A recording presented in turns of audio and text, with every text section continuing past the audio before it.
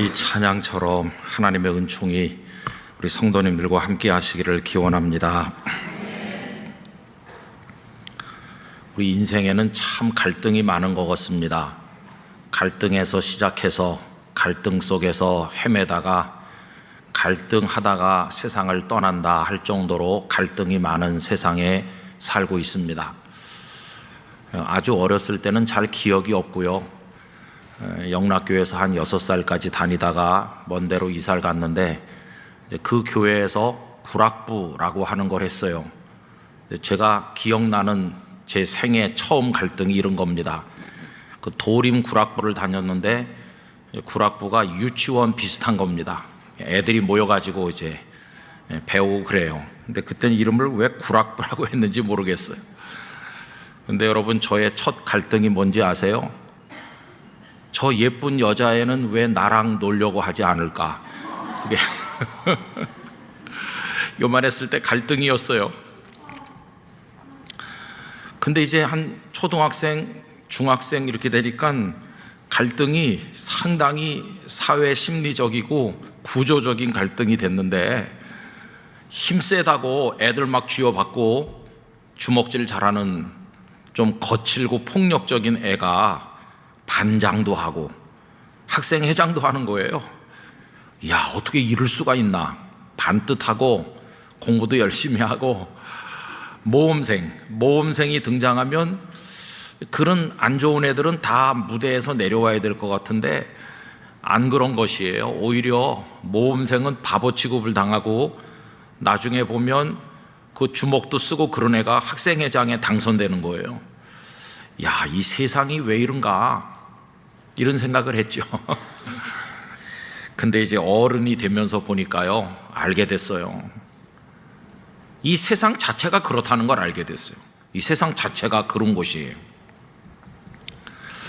뭐 다들 느끼시고 계신 것이겠지만, 좀 선하고 올곧고 바른 사람이 등장하면 안 그런 사람들은 다 물러가줘야 되는 거 아닙니까? 그죠? 그런데 세상은 안 그래요. 우리 국민들을 대상으로 설문조사해 보면 정치인을 신뢰합니다, 이렇게 대답하는 사람이 아주 적습니다. 그런데도 여러 가지 이유 때문에 내년에 대선이 이제 앞두고 있으니까 다 국민들이 정치라는 놀이터에 지금 모였잖아요. 모여가지고 손에 땀을 쥐는 게임에 지금 다 몰두하고 있지 않습니까? 그래서 매일 뉴스가 그런 거죠. 근데 거기 등장하시는 분들이 아주 반듯하고 선하고 고든 삶으로 그 아름다운 인생의 이야기들이 국민들에게 뉴스가 된다면 얼마나 좋겠어요. 그런데 그렇지 않은 것 같아요. 보통 국민들도 저지르지 않는 파렴치한 일 혹은 불법, 편법, 탈법을 했다느니 하면서 그런 게 매일 뉴스에 올라오고 있잖아요.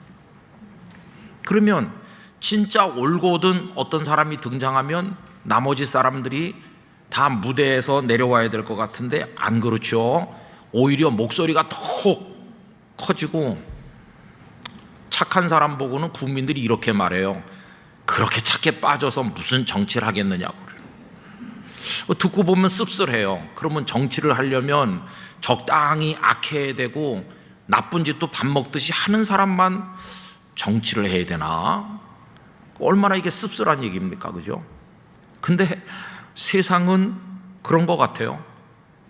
착실하고 선량하고 바르고 양심적이면 바보 취급 당하면서 살기가 어려운 세상, 이게 지금 우리가 살고 있는 세상인 것이죠. 너무 이 사회적 가치가 전도되어 있습니다. 막 뒤죽박죽이 되어 있어요. 우리 장로님도 기도하셨지만은 지금 우리 국회에 여성가족위원회라는 데가 있는데 거기 건강가정기본법이라는 게 계류되어 있습니다. 근데 거기 보면요, 가정 그러면 남자와 여자가 사랑해서 가정을 이루는 거죠. 방법은 결혼을 통해서.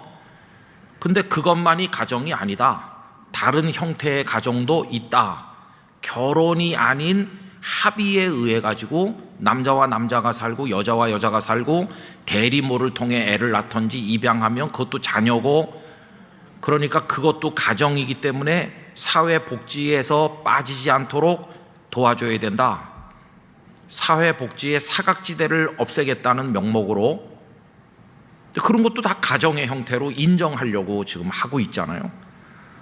여러분, 정신 바짝 안 차리면 앞으로 남자 며느리 맞을지도 몰라요.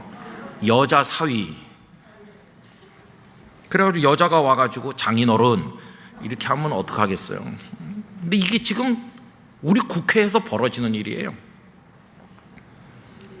아니, 선량한 남자 여자가 사랑해가지고 청춘 남녀가 결혼을 해서 애를 낳고 그러는 게 가정이지, 이렇게 하면은 그 나머지가 다 부끄러워하면서 무대에서 내려가야 되는데 오히려 더 목소리를 높이잖아요. 광장에서 축제를 열잖아요. 그리고 뭐 정부나 지자체가 옹호하는 거 아닌가, 이렇게 생각될 정도로 이게 좀 이상하다. 그게 우리 현실이에요. 그런 법을 반대하는 정당이나 어떤 사회 집단이나 특히 우리 기독교는 아주 구태의연한 쾌쾌묵은 전근대적 집단처럼 매도당하고 있습니다. 그래서 우린 굉장히 지금 혼란하죠. 성경이 가르치는 기독교적 가치들이 대접을 못 받고 땅바닥에 밟히고 있어요. 정직하게 살아야죠. 그러면 아이고 무슨 정직, 그냥 적당히 누이 좋고 매부 좋게 살아야지, 이렇게 말해요. 가정을 깨끗하게 지키고 남편과 아내가 서로에게 신실해야지, 이렇게 하면은 아니 세상이 어떤 세상인데 적당히 즐기고 그래야지. 흥부처럼 착하게 살아야지. 그러면 바보 취급당해요. 놀부가 훨씬 현명하다, 이렇게. 그래서 우리 기독교인들이 어렵습니다. 어떻게 살아야 되는 건가? 일주일에 주일 하루는 하나님을 찾고 기독교적으로 살고 엿새는 그냥 뭐 세상이 다 그런데 어떡하겠어 그러면서 그들 곁에 가서 서야 되는 것인지, 내가 그래도 성도인데 내 자리를 어디로 정해가지고 어떻게 살아가야 될지 그렇게 고민하는 성도들이 굉장히 많을 것이라고 생각합니다. 여러분, 우리가 살고 있는 이 시대 혹은 이 세대 어떤 것인지 우리 잘 생각해 봐야 되는데, 근데 이 세상에 죄가 들어온 이후로 모든 시대는 다 악했어요. 노아가 살던 시대, 구약 성경에 가슴을 치며 탄식하던 선지자들의 시대, 예수님께서 사시던 시대, 그리고 오늘 우리 시대. 그래서 이 시대 속에서 그리스도인으로 존재하려면 이 시대를 잘 알아야 됩니다. 여러분, 예수님께서 그 세대를 탄식하셨어요. 오늘 본문 16절에 어떻게 시작됩니까? 이 세대를 무엇으로 비유할까? 이렇게 탄식하시는 거죠. 이 세대라고 할 때 그 이 세대라고 하는 속에는 예수님의 마음 아픈 탄식이 배어 있는 겁니다. 그러면 예수님께서 말씀하시는 세대는 어떤 성격을 가졌을까요? 마태복음 12장 39절에 보니까 예수께서 대답하여 이르시되 악하고 음란한 세대가 표적을 구하나 선지자 요나의 표적밖에는 보일 표적이 없느니라. 마태복음 17장 17절은요, 예수께서 대답하여 이르시되 믿음이 없고 패역한 세대여, 내가 얼마나 너희와 함께 있으며 얼마나 너희에게 참으리요 그를 이리로 데려오라 하시니라. 또 마가복음 8장 38절은 누구든지 이 음란하고 죄 많은 세대에서 나와 내 말을 부끄러워하면 인자도 아버지의 영광으로 거룩한 천사들과 함께 올 때에 그 사람을 부끄러워하리라. 이게 예수님께서 그 세대를 두시고 하신 말씀이죠. 또 빌립보서 2장 15절에 보면 이는 너희가 흠이 없고 순전하여 어그러지고 거스르는 세대 가운데서 하나님의 흠 없는 자녀로 세상에서 그들 가운데 빛들로 나타내며 라고 했습니다. 그러니까 성경에서 이 세대라고 할 때 어떤 세대입니까? 악하고 음란한 세대, 믿음이 없고 패역한 세대, 음란하고 죄 많은 세대, 어그러지고 거스르는 세대.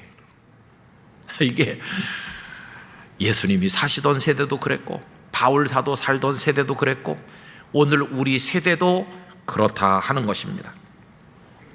그러니까 세대가 그러니까 기독교적인 가치관이 받아들여지지를 않지요. 여러분, 우리들은 성도로서 성령의 열매를 맺고 싶어 하잖아요. 사랑과 희락과 화평과 오래 참음과 자비와 양성과 충성과 온유, 절제, 이런 열매를 좀 맺으면서 살면 세상이 밝아지고 행복해질 거라고 생각하는데 세상은 이런 가치들을 눈여겨보질 않아요. 그렇게 사는 걸 답답하게 여겨요. 그러면 이 세상은 어떤 가치를 추구하고 어떤 스타일로 살고 있을까요? 제가 성경을 두 군데 읽어드리려고 하는데 우리 대한민국 사회랑 한번 비교해 보시고 우리 주변과 우리 마음속의 모습하고 한번 연결해서 생각해 보시기 바랍니다. 갈라디아서 5장 19절로 21절, 이제 이 말씀을 읽으면은 정말 오늘 이 시대와 딱 맞다 이렇게 느끼실 거예요. 육체의 일은 분명하니 곧 음행과 더러운 것과 호색과 우상숭배와 주술과 원수 맺는 것과 분쟁과 시기와 분냄과 당 짓는 것과 분열함과 이단과 투기와 술취함과 방탕함과 또 그와 같은 것들이라. 우리 사회에는 하나도 없는 것들이네. 그렇습니까? 꽉 차 있는 것들이잖아요. 디모데후서 3장 1절로 7절은 이렇습니다. 너는 이것을 알라. 말세에 고통하는 때가 이른다. 지금 우리가 고통하는 때에 살고 있어요.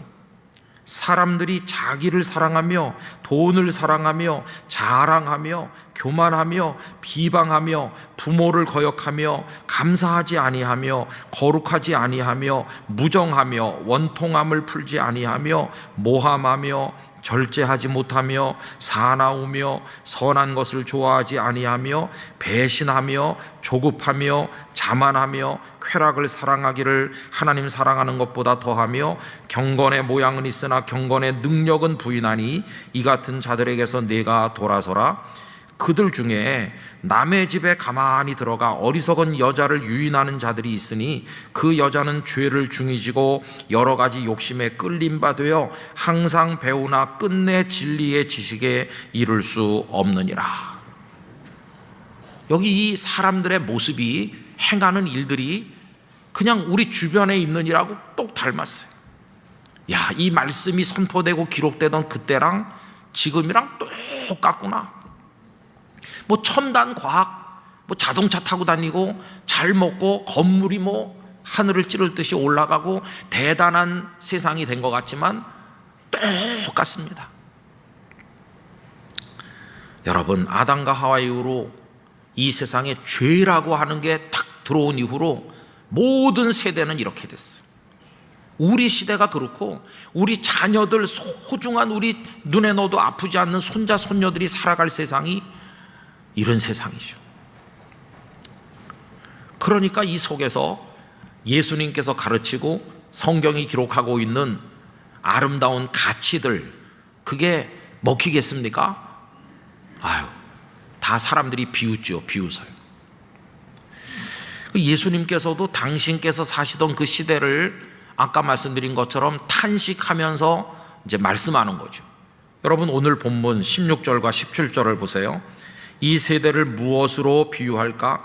비유하건대 아이들이 장터에 앉아 제 동물을 불러 이르되 우리가 너희를 향하여 피리를 불어도 너희가 춤추지 않고 우리가 슬피 울어도 너희가 가슴을 치지 아니하였다 함과 같도다. 이 세상이 아이들이 장터에서 놀고 있는 것과 같은데 이게 잘 되려면 서로가 이렇게 반응을 보여야 돼요. 그런데 주님이 오셔서 아무리 뭐라고 그래도 반응이 없는 거예요. 두 가지 예를 들었는데 하나는 결혼식이고 하나는 장례식입니다. 피리를 불어도 춤추지 않는다. 지금 결혼식이 열려가지고 피리도 불고 악기를 연주하면서 기뻐하는데 그럼 거기 있는 사람들이 아이고 기쁘다 그러면서 같이 춤도 춰주고 축하를 해야 될 텐데 피리를 불던지 말던지 반응이 없는 거예요. 또 하나는 장례식 얘기인데요. 막 슬퍼서 우는 거예요. 그러면 옆에 있는 사람이 아이고 얼마나 마음이 아프세요. 같이 가슴을 치면서 이렇게 슬퍼해 줘야 되는데 너 울던지 말던지. 여러분, 이 얘기는요, 세례 요한과 예수님을 향한 유다 사회의 악한 반응을 말씀하시는 거거든요. 18절과 19절에 보십시오. 요한이 와서 먹지도 않고 마시지도 아니하매 그들이 말하기를 귀신이 들렸다 하더니 인자는 와서 먹고 마시며 말하기를 보라 먹기를 탐하고 포도주를 즐기는 사람이요 세리와 죄인의 친구로다 하니, 세례 요한은 광야에 사셨죠. 메뚜기와 석청을 먹고 나시린으로 살았기 때문에 포도주 같은 거 입에 대지 않았죠. 그랬더니 사람들이 귀신 들렸다고 이제 비방하는 거예요. 또 예수님은 동네에서 사람들과 어울려 살면서 세리와 죄인들 곁에서 함께 잡수시고 세리 마태 삭개오의 집에도 가서 같이 어울리시고 불쌍한 사람들 이렇게 해주시고 하니까 이제는 뭐라고 말하냐면 먹기를 탐하는 자, 세리와 죄인의 친구, 예수님을 향해서는 또 그렇게 퍼붓는 거예요. 그러면 요한은 먹지 않으니까 귀신 들렸다고 그러고 예수님은 잡수시니까 먹기를 탐한다고 그러면 먹어야 되는 거예요? 먹지 말아야 되는 거예요? 먹을 듯 말 듯 하고 있어야 되는 거예요? 그러니까 그 유대 사회는 이래도 비난하고 저래도 욕하는 거예요. 어떤 장단에 맞춰야 될지 알 수 없는데, 그럼 그 사람들이 왜 그렇게 하느냐? 그 본심은 따로 있는 거죠. 본심은 자기들의 욕망, 자기들의 기득권, 이거 지키려고 하는 거죠. 여러분, 요한이나 예수님께서 아무 영향력도 없고 사람들이 쳐다도 안 보고 저 변두리에서 조용히 사셨다면 유대 사회도 요한에 대해서나 예수님에 대해서 그렇게 하지 않았겠죠. 그런데 세례 요한이 그 판을 막 뒤집을 것처럼 보였거든요. 유대 광야에 요한이 등장하셔서 말씀을 외치니까 수많은 사람들이 몰려 나왔습니다.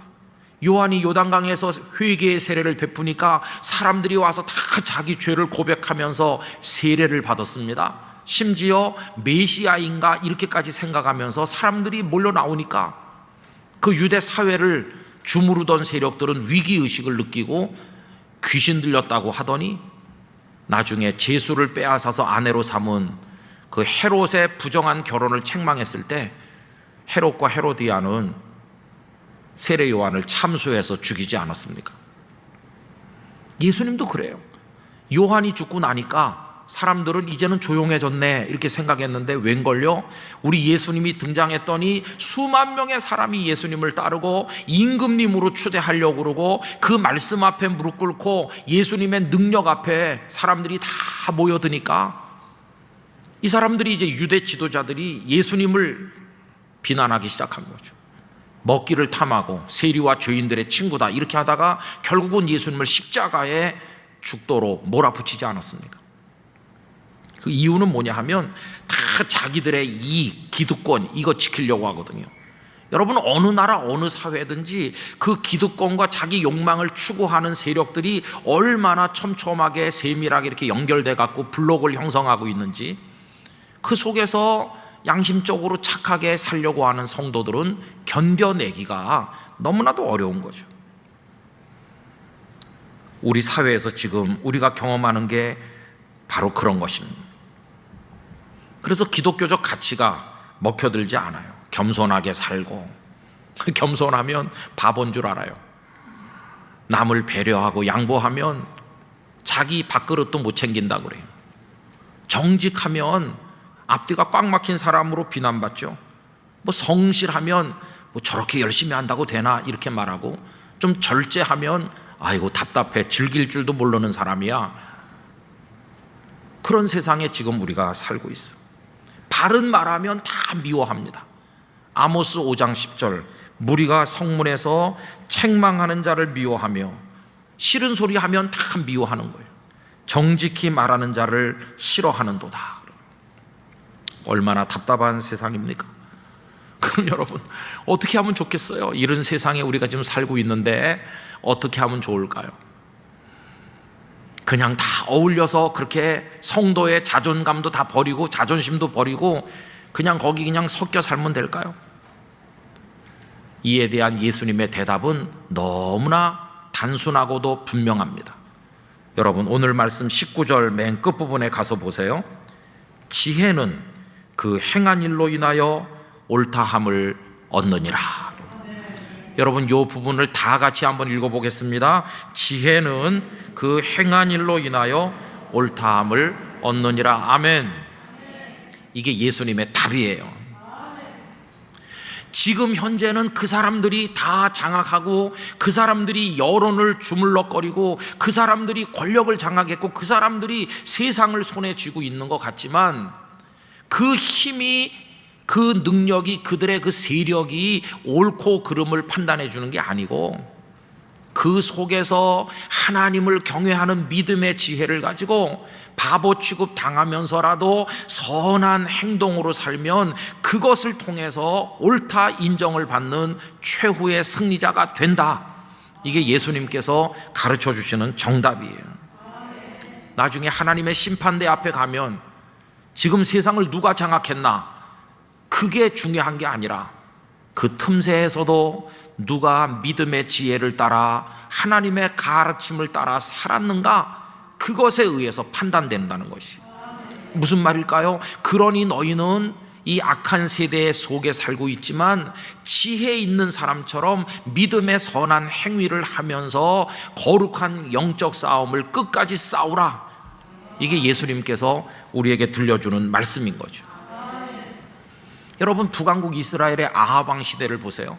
아합이 여호사밧 왕을 끌어들여 가지고 연합군을 편성해서 길르앗 라못에 쳐들어가려고 하는데, 전쟁에 나가기 전에 우리가 이 전쟁을 하면 이길 건지 한번 선지자들에게 물어보자 소집을 했더니 400여 명이나 몰려왔어요. 우리가 전쟁을 하러 가면 이길까 하니까 그 선지자들이 왕이시여 올라가시면 대승을 거두실 겁니다. 다 가짜예요. 가짜, 거짓 선지자. 좀 찜찜하니까 여호사밧 왕이 이 사람들 말고 다른 선지자는 없냐고, 그래서 한 사람 데리고 왔는데 미가야 선지자가 왔어요. 미가야 선지자, 이 사람은 진짜였어요. 이 사람도 알아요. 미움받지 않고 사는 법, 미움받지 않고 살려면 올라가셔서 대승을 거두십시오 이러면은 미움받지 않죠. 그런데 미가야는 마지막 한 사람이 되기를 원했어요. 이 전쟁은 하나님의 뜻이 아닙니다. 이 전쟁에 나가면 당신은 살아서 돌아오지 못할 것입니다. 얼마나 미움받았습니까? 아합 왕이 저 녀석을 감옥에다가 집어넣어라, 그렇게 하고는 전쟁터에 나갔는데 어떻게 됐나요? 왕도 400명의 가짜 선지자도 거짓이라는 게 다 드러났고, 마지막 한 사람 미가야가 옳았다고 하는 것이 증명됐잖아요.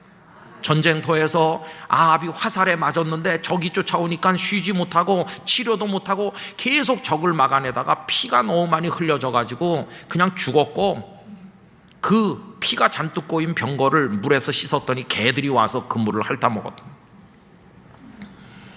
마지막에 가보면 누가 옳은지 하나님께서 증명해 주십니다. 그게 오늘 이 말씀이죠. 지혜는 그 행위로 인하여 옳다함을 얻는 것이. 여러분, 이 시대에 400명의 거짓 선지자 중에 한 사람이 되는 편안한 방법으로 살면 안 되고, 마지막 한 사람 미가야가 되시기를 바랍니다. 우리 영락교회 성도들은 그렇게 사셔야 되는 거죠. 세상이 다 어떻게 하더라도 나는 하나님의 가르친 바를 따라 살겠습니다. 그래서 여러분, 세상이 어느 방향으로 가더라도 우리는 우리 믿음의 자리를 지켜야 되는 것이에요. 남들이 어떻게 결혼을 하고 어떤 가정을 이루더라도 우린 아들과 딸이 거룩하게 결혼해서 믿음의 자녀를 낳고 하나님의 말씀을 따라 살도록 우리 가정을 이어나가야만 될 것입니다. 사람들이 어떤 향락을 추구하더라도 부부간의 믿음의 정절을 지키면서 깨끗한 자녀들을 키워야 될 것입니다. 남들이 속이고 부정하더라도 우린 양심을 따라 정직하게 살아야 될 것입니다. 그게 성도가 이 시대를 넘어서서 사는 방법입니다. 이 시대에 쓸려 내려가는 게 아니라 이 시대를 뛰어넘어서 영원한 세계를 바라보는 사람답게 그렇게 우리는 살아야 되는 것이죠. 그리고 여러분, 세상이 우리가 하는 말, 하나님의 이 귀중한 가치를 듣든지 말든지 안 듣더라도 우린 계속 말해야 되는데, 이게 복음을 전도하는 것입니다. 세상이 듣든지 안 듣든지 우리는 하나님의 말씀을 선포해야 될 사명이 있는 줄로 믿습니다. 언젠가는 누가 옳은지가 명명백백하게 드러나게 될 것이기 때문입니다. 여러분, 이 같은 구절을 누가복음 7장 35절은 행위 이렇게 번역하지 않고 자녀라고 번역했어요. 지혜는 자기의 모든 자녀로 인하여 옳다함을 얻느니라. 저는 이 자녀라는 단어가 마음에 들었어요. 지혜 있는 믿음의 사람이 남기는 삶의 열매, 그 행위가 자녀인데, 저는 이 자녀가 육체의 자녀라는 생각도 들더라고요. 세상에 어떤 교육, 어떤 방식으로 우리들의 자녀들이 다 망가지더라도 성도 가정의 자녀는 말씀을 따라 가르쳐야 되는 거죠. 성도 가정의 자녀는 구별되게 키워나가야만 되는 것이죠. 우리들의 아들, 딸, 손자, 손녀들이 쾌쾌 묵었다고 비난받는 그런 일이 있어도 성경의 가치대로 살아가는 자녀가 되도록 키우실 수 있기를 바라는 것입니다. 그게 우리가 해야 될 일인 것이죠. 지금 학교 교육이 다 무너지고 세상에 얼마나 악하고 더러운 것들이 우리 자녀들의 영혼을 사로잡고 있는지, 그 속에서 이 하나님의 가르치시는 삶의 가치를 우리 자녀들에게 알려주어야만 될 것입니다. 우리가 세상을 설득하지 못해도, 세상을 변화시키지 못한다 할지라도, 오히려 우리가 코너에 몰린 소수처럼 소외당하고 비난받고 욕을 얻어먹는 일이 있다고 할지라도 우리는 지혜 있는 믿음의 사람으로 끝까지 버텨서 이 시대를 뛰어넘어 살아감으로써 마지막에 옳다고 인정받는 성도가 되어야만 할 것입니다. 여러분, 장터의 아이들이 반응을 보이지 않는 것 같은 세대에 사셨지만 그렇다고 예수님께서 당신의 가르침을 포기하셨나요? 예수님은 끝까지 가르치고 끝까지 선포하시다가 십자가를 향해 올라가셨는데, 우리도 그런 각오를 가지고 오늘 이 어두운 대한민국 사회에서 성도의 등불을 밝혀야만 될 것입니다. 언젠가 우리가 살았던 그 길이 옳은 길이었음이 드러나게 되는 날, 하나님께서는 우리 머리 위에 상급을 주시고 면류관을 씌워 주실 것입니다. 여러분, 그때까지 성도다운 삶으로 하나님 앞에 꿋꿋하게 서시게 되기를 간절히 기원합니다.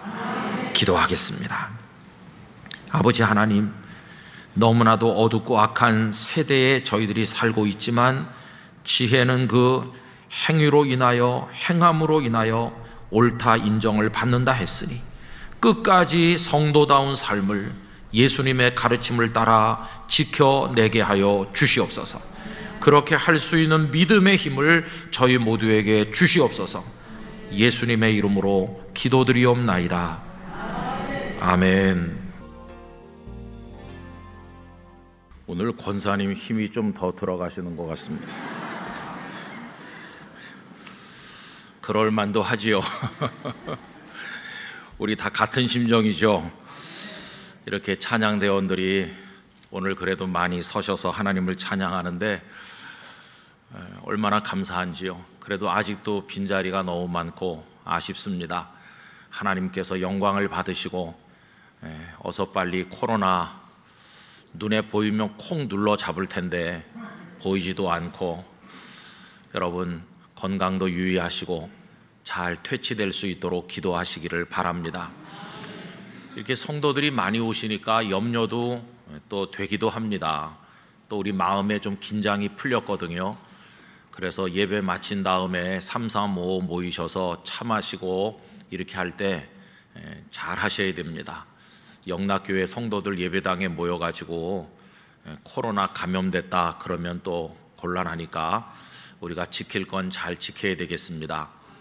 그리고 오늘까지 이제 선거가 진행되는 거 아시잖아요. 그러니까 다 이제 마음을 모아서 기도하는 마음으로 해주셔야 되고, 또 이렇게 너무 또 표가 분산되고 그러면 아무도 안 뽑히면 곤란하니까 기도하면서 이렇게 하시면 돼요. 그래서 우리 교회 꼭 필요한 분들이 선택되도록 빠짐없이 참여해 주시기를 부탁드립니다. 대서양을 건너갔던 청교도들이 참 어려운 중에 1년을 보내고 농사를 지어서 하나님 앞에 감사했던 것을 근거로 해서 추수감사절이 만들어졌다고 이야기하지요. 그런데 여러분, 하나님의 은혜를 아는 모든 사람은 벌써 옛날부터 다 감사했습니다. 365일이 은혜의 날이고 365일이 감사의 날이죠. 여러분, 우리들도 하나님의 은혜로 이 자리에 예배자가 되었습니다. 하나님의 사랑으로 구원받은 하나님의 자녀가 되었습니다. 그래서 우리도 하나님 앞에 마음을 다해서 오늘 감사드려야 됩니다. 무엇보다 그 소중하고 놀라우신 아버지 하나님께서 우리 각자의 아버지가 되어주신 데 대해서 진심으로 감사드리시기를 바랍니다. 그리고 오늘은 전도대로 365 예배 초청하는 주일이죠. 오늘 예배당으로 오셨든지 아니면은 가정에서 어떤 방법으로든 영락교회 예배 함께 하시는 귀한 분들 계실 터인데, 간절히 소원하기는 우리와 함께 예수 그리스도를 구주로 믿고 하나님의 자녀가 되셔서 영원한 천국의 축복을 함께 누리시게 되기를 간절히 바랍니다. 그동안에는 빌립보서 말씀을 생각을 했었는데 오늘 갑자기 마태복음으로 본문을 옮겼습니다. 오늘이 추수감사 주일이기는 하지만 이제 다음 주일부터는 예수님이 이 땅에 탄생하신 것을 생각하면서 대림절 절기를 지키게 되는데, 그래서 오늘 감사의 뜻을 담아서 또 대림절과 이어지는 주제를 가지고 오늘 마태복음의 본문을 읽게 되었습니다. 오늘은 특별히 그 중에 한 분의 이야기에 집중해서 말씀을 생각하려고 합니다. 오늘 우리가 생각해 보고자 하는 분은 12절에 나오는 여고냐라고 하는 분입니다. 여러분, 이 여고냐는 본래 이름이 여호야긴인데 남한국 유다의 제19대 왕입니다. 그런데 그가 아버지의 뒤를 이어서 왕이 될 무렵 벌써 비극은 시작되고 있었습니다. 남한국 유다는 당시 굉장히 쇠약한 나라였습니다. 남한국 유다 역사에 있어서 마지막으로 새로운 일을 계획하고 나라를 다시 일으켜 세워보려고 애썼던 사람은 요시야 왕인데, 이 요시야는 애굽의 바로 느고와의 전투에서 세상을 떠나게 되었고 그 아들 여호아하스가 왕이 되었습니다. 그런데 애굽은 여호아하스를 불과 석 달 만에 폐위시키고 그리고는 그 자리에 그의 형제인 여호야김을 앉히게 됩니다. 이래서 여호야김이 왕이 됐지만 그가 상대해야 될 나라는 애굽뿐만이 아니었습니다.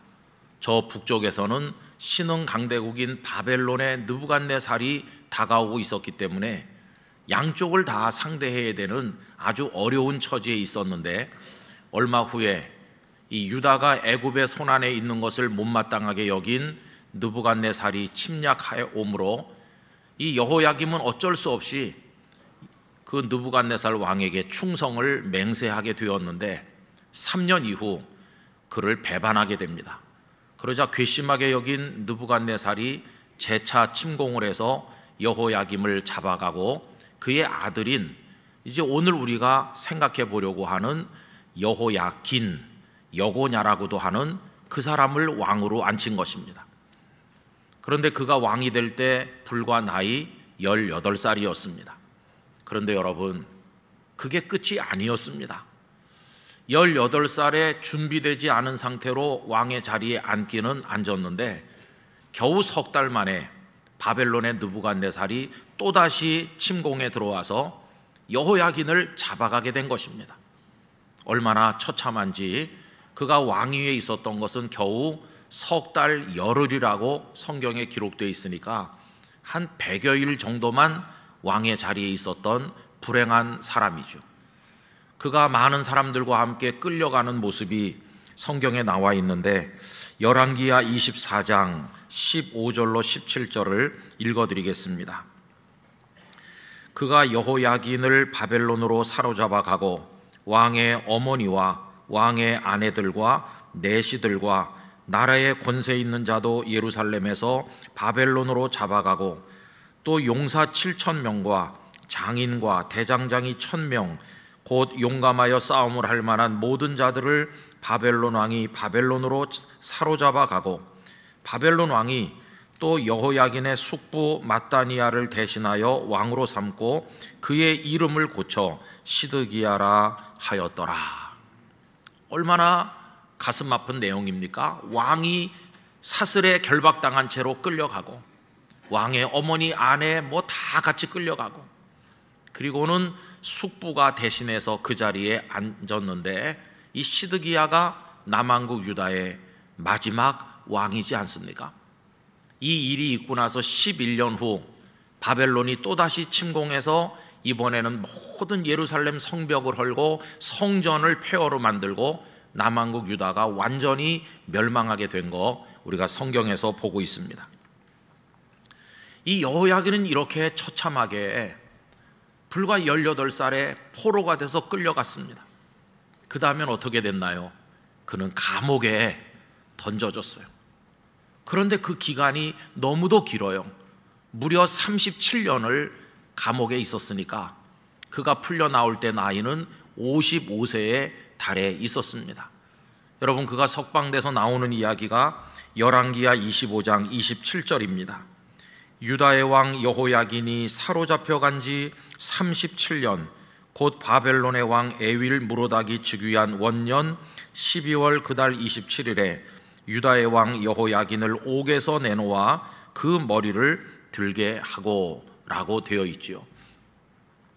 고고학자들이 그 바벨론 유적지들을 찾다가 이슈타르문 근처에서 서령 문자로 기록된 석판 하나를 발견했습니다.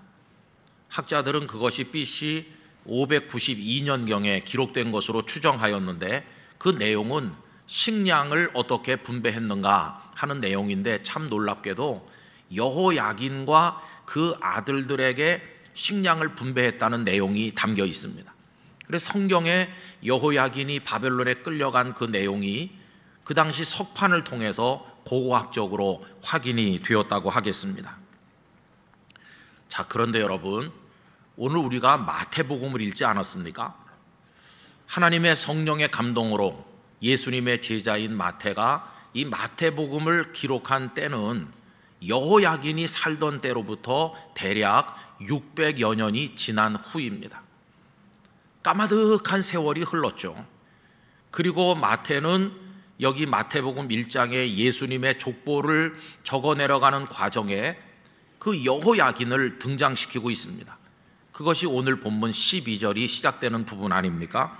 여러분, 거기 한번 다시 보십시오. 12절 앞에 보면 바벨론으로 사로잡혀 간 후에 여고냐는 스알디엘을 낳고, 이 여고냐가 여호야긴이니까 이 여호야긴에 대해서 기록한 게 딱 한마디입니다. 스알디엘이라는 아들을 낳았다. 이렇게 끝나는 거죠.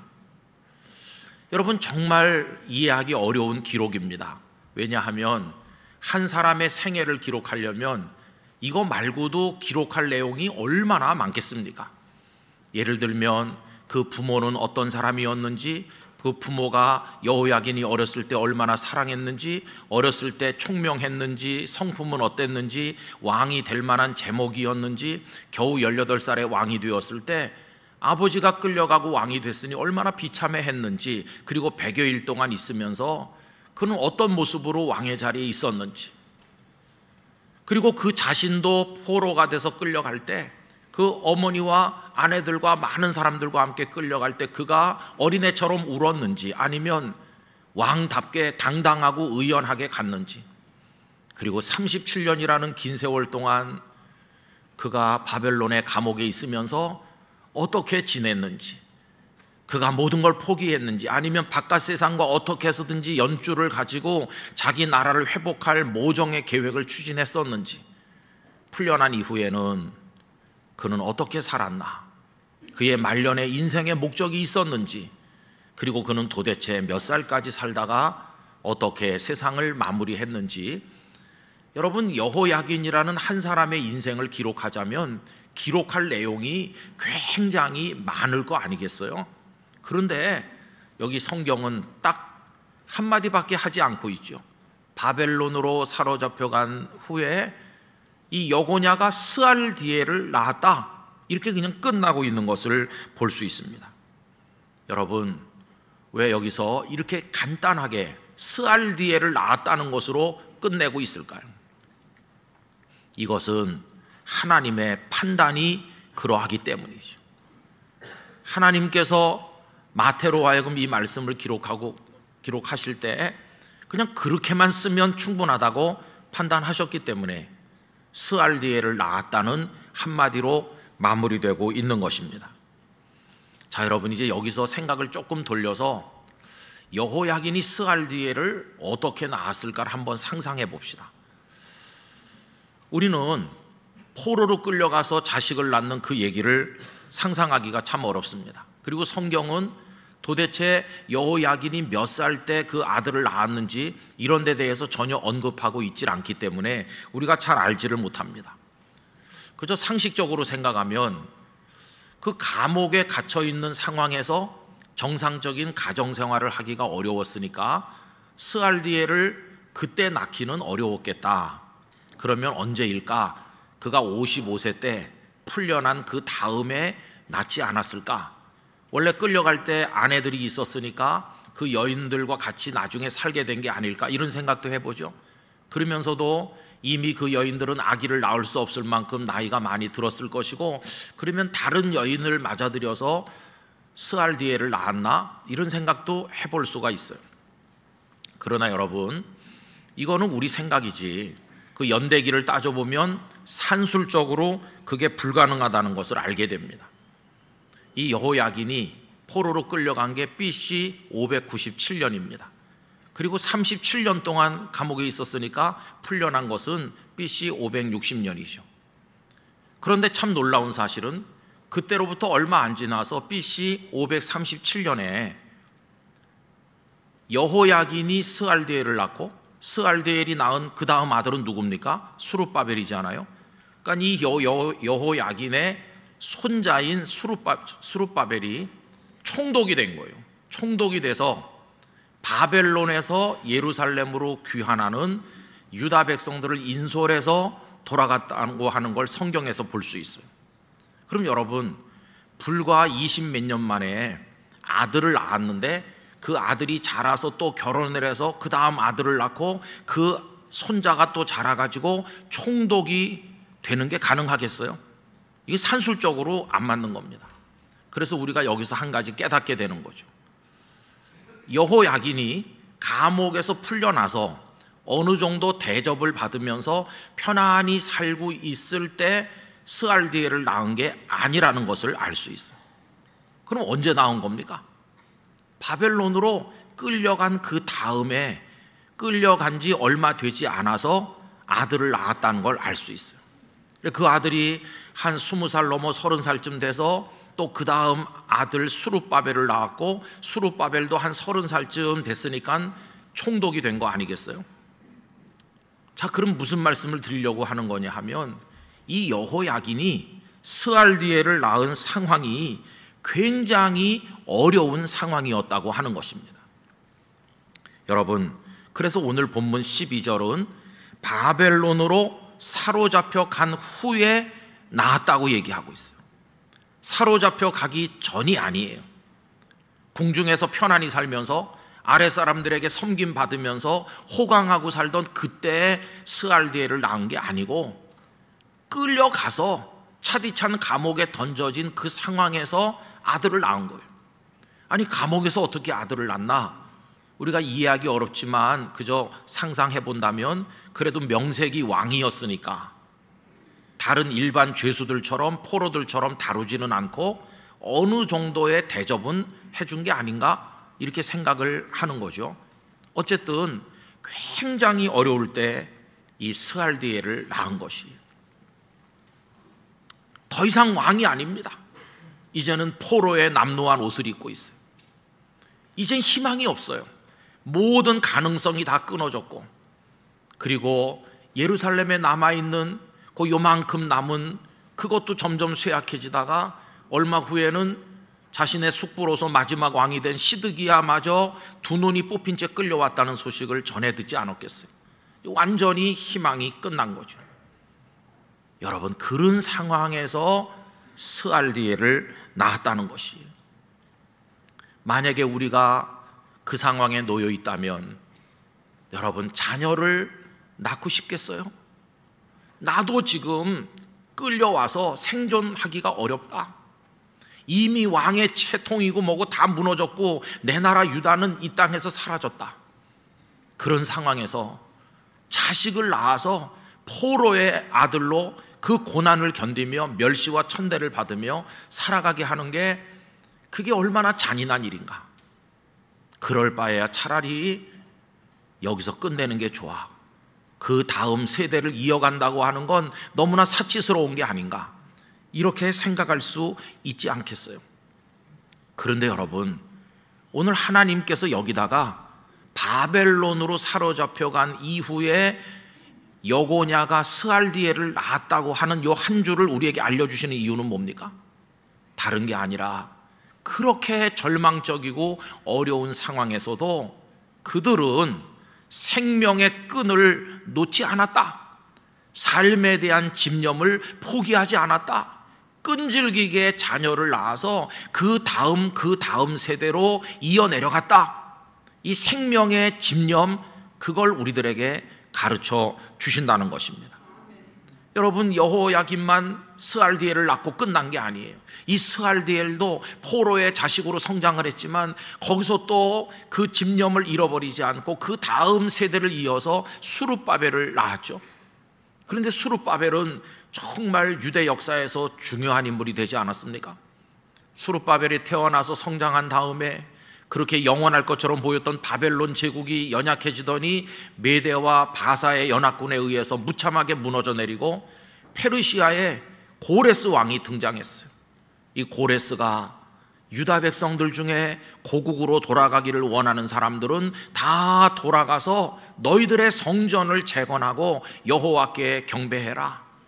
그러면서 그 인솔자로 나라가 멸망하지 않았으면 왕이 되었을 수룹바벨을 총독으로 임명해서 백성들과 함께 돌아가게 한 것입니다.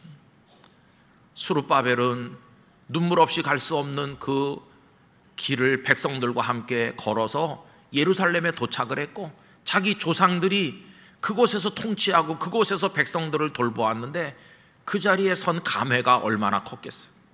다 폐허가 됐지만 나를 이 땅에 보내 재건의 깃발을 들게 하시는구나. 그러면서 수룹바벨은 다 무너진 예루살렘 성전을 다시 지어 올렸는데 그것이 이스라엘 역사의 두 번째 성전이고 일명 수룹바벨 성전이라고 불리고 있습니다. 여러분, 여기서 우린 이런 가정을 해볼 수 있어요. 그 여호야긴이 포로로 끌려가서 이 상황에서 무슨 자녀를 낳겠어. 그러면서 거기서 포기하고 주저앉았더라면, 스알디엘이 수룹바벨을 낳는 걸 포기했더라면 위대한 인물 수룹바벨은 역사 속에 등장하지 않았을 것입니다. 그러나 이들은 그 참혹한 상황에서도 낳고 또 낳아서 끈질기게 이어내려가서 결국 오늘 본문 맨 끝에 가면 누가 나십니까? 우리의 구주 예수 그리스도께서 나신 것이에요.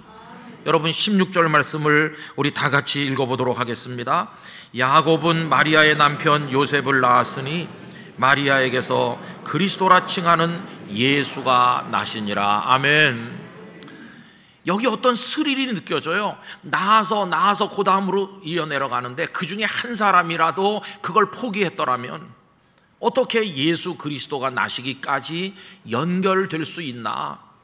그들의 끈질긴 삶에 대한 집념이, 생명을 이어내려가는 이 거룩한 몸부림이 예수 그리스도께서 이 땅에 나시도록 만들었다는 것을 알게 되지 않습니까? 여러분, 하나님의 백성들이 아무리 어려운 환경에 있더라도 삶을 포기하지 않고 이어내려가야 된다는 것은 하나님의 뜻입니다. 아직 유다가 채 멸망하기도 전에 하나님께서는 예레미야 선지자를 통해서 너희들이 이제 앞으로 포로가 돼서 끌려갈 텐데 그 바벨론 땅에서 포기하지 말고 끈질기게 살아남으라고 말씀하신 바가 있습니다. 예레미야 29장 5절과 6절입니다. 너희는 집을 짓고 거기에 살며 텃밭을 만들고 그 열매를 먹으라. 아내를 맞이하여 자녀를 낳으며 너희 아들이 아내를 맞이하며 너희 딸이 남편을 맞아 그들로 자녀를 낳게 하여 너희가 거기에서 번성하고 줄어들지 아니하게 하라. 아무리 처참한 포로가 됐지만 거기서 끝내면 안 된다. 거기서 어떻게 해서든지 살아남고 생명을 낳아서 다음으로 이어내려가고 그 수가 줄지 않아야 된다. 번성해야 된다. 아니, 희망도 없는데 뭘 바라보고 번성하나?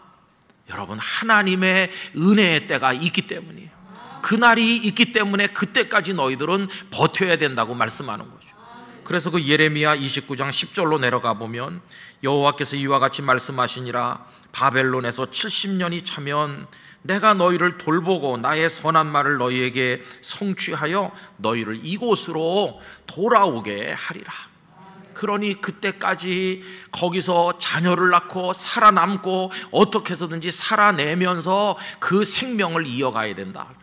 이게 하나님께서 예레미야를 통해서 주신 말씀이었어요. 그리고 그게 다 이루어진 것입니다. 저는 이 말씀을 생각하면서 이렇게 상상해 보았습니다. 한때는 왕이었던 사람이 너무나도 초라한 포로가 되어서 감옥에 있고 조금 편의를 봐줘서 며칠 나가 있었는지 모르지만 그 초라한 신분에 있으면서 어떻게 스알디엘을 낳았어요. 그 아이가 자랄 때 뭐라고 말해줬을까요? 얘야, 나는 왕이었어. 나라가 이렇게 되지 않았으면 너도 왕이 되었을 사람이야. 그러나 우리 백성들은 하나님 앞에 죄를 지었고 징벌을 받아서 지금 나는 포로가 됐고 넌 포로의 아들이다. 우리는 지금 포로의 초라한 옷을 입고 멸시받으며 여기 있지. 그러나 명심해라. 입은 옷은 포로의 옷이지만 우리는 살기는 왕같이 살아야 된다. 절대로 비굴하면 안 된다. 주저앉으면 안 된다. 너도 그 다음 세대를 이어야 되고 하나님께서 우리를 불쌍히 여기시는 그날이 오면 반드시 돌아가서 우리 조국의 수도 예루살렘을 다시 세워야 된다. 잊지 말아라. 이렇게 말해주지 않았겠어요?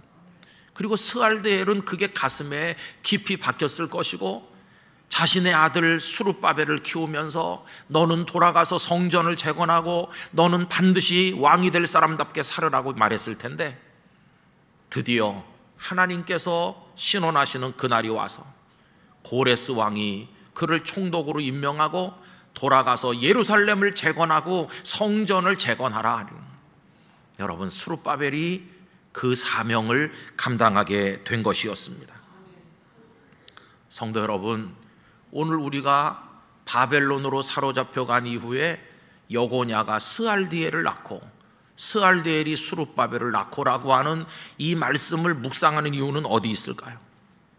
하나님께서는 지금 우리들에게도 그렇게 끈질기게 살아가기를 원하신다는 걸 말씀드리는 것입니다. 여러분, 하나님께서 우리들에게 생명을 부여해 주셨습니다. 지금도 우리 여기 심장이 뛰고 있고 우리 속에 생명이 약동하고 있습니다. 그래서 오늘 우리가 이 자리에 예배자가 되고 하나님의 성호를 송축하게 된 것입니다.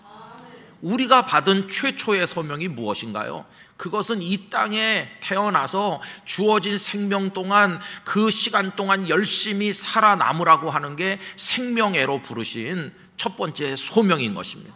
우린 이 소명을 받아서 지금 이 땅에 살아가고 있어요. 절대로 우리의 생명을 학대하거나 우리 생명을 경시해 여겨서는 안 됩니다. 귀하게 여기며 이 생명의 시간 동안 만들어가는 우리 인생의 이야기, 우리 삶을 소중하게 가꿔서 아름다운 열매를 맺어야만 되는 것입니다. 그것이 우리에게 주어진 하나님 주신 사명인 것이죠. 여러분, 포로로 끌려가는 것처럼 어려운 상황이 와도, 우리가 그보다 더 힘든 상황을 만나도, 그리스도인으로 존재하기 어려운 역경을 만나도, 가난하고 병들고 힘들고 너무나 어려워도 절대로 생명을 포기하지 말고 우리의 인생을 끝까지 살아내는 강인한 성도가 되어야만 한다는 것입니다. 근데 여러분 보세요. 지금 현실이 너무나 비극적이잖아요. 우리 사회는 자기 생명을 경시하는 풍조가 너무 강합니다. 다른 사람의 생명도 가볍게 여기는 일이 너무 많아요. 그래서 이렇게 살다 보니까 자살률 세계 1위라고 하는 이 부끄러운 오명을 벌써 오랫동안 이 대한민국이 가지고 있잖아요. 그냥 자기 생명도 남의 생명도 소중히 여기지 않아요. 버티는 힘이 없어요. 이거 견디면서 생명을 사랑하고 인생을 사랑하고 다음 때로 넘겨주고 이렇게 해야 되는데 그냥 너무 쉽게 포기하는 거예요. 그러나 우리 부모님들은 그렇지 않았습니다. 일제치하 너무나 비참했습니다. 제대로 살기가 어렵고 수탈당하고 압박당하고 다 끌려가서 얼마나 수치를 당했습니까? 그리고 해방 이후에 잠깐 평안했지만 더 혼란스러워지더니 이제는 같은 민족끼리 죽이고 죽는 동족상잔의 비극을 3년 동안 겪으면서 얼마나 많은 사람들이 죽고 이 땅이 폐허가 되었는지, 그 이후에 정말 가난한 나라, 깡통 들고 있는 아이들이 길바닥에 넘치는 그런 나라가 됐는데 그 상황에서 살아남는 게 거의 불가능하지만 우리 부모님들은 포기하지 않았어요. 그 넉마 조각을 걸치고 살면서도 어떻게 해서든지 삶을 이어나갔고 아들과 딸을 낳고 그 가난 속에서 안 먹고 안 입고 키워서 그 다음 세대를 이어서 오늘 우리가 이 자리에 있게 됐다고 믿습니다. 여러분이 부모님들이 보여준 생명에 대한 집념, 하나님께서 내게 주신 생명을 어떻게 해서든지 아름답게 살아내야 되겠다고 하는 이거 오늘 우리 가슴에 담기를 원하는 것입니다. 이것이 우리 가슴 속에서도 뛰어야 되는 것이죠. 내 속에 생명이 있으니 하나님, 내가 끝까지 나의 삶을 지켜나가겠습니다. 아까 제가 서두에 하나님께서 우리의 하나님이 되신 거에 감사하자고 그랬잖아요. 근데 여러분, 그거는 우리가 여기 살아있으니까 의미 있는 감사지. 여기 내가 없는데 하나님께서 나의 하나님 되시는 게 무슨 의미가 있나요? 하나님께서 나의 하나님 되신 게 감사하다는 것은 여기 내가 지금 숨쉬고 살아있는 게 감사하다고 느끼는 사람에게만 그게 의미가 있는 것입니다. 여러분, 오늘 우리가 여기 살아있음을 하나님 앞에 감사하기 바랍니다. 그러면서 살아있는 동안뿐만 아니라 그 영혼까지 하나님이 나의 하나님 되신 것을 감사하시기를 바랍니다. 고난 중에라도 역경 속에서라도 버티며 인내하며 살아있어야 될 것입니다. 그 살아있는 동안에 꿈도 꾸는 것이고 어떤 계획도 이루는 것이고 살아있어야 사랑도 하는 것이고 살아있어야 하나님의 나라를 향해 나가기도 하는 것이지, 이 생명의 불꽃이 꺼지면 아무것도 될 수 없는 것입니다. 그래서 오늘 추수감사절이면서 이제 대림절로 이어지는 이 주일에 우리에게 생명 주신 하나님께 감사하자는 말씀을 우리 성도님들에게 드리는 것입니다.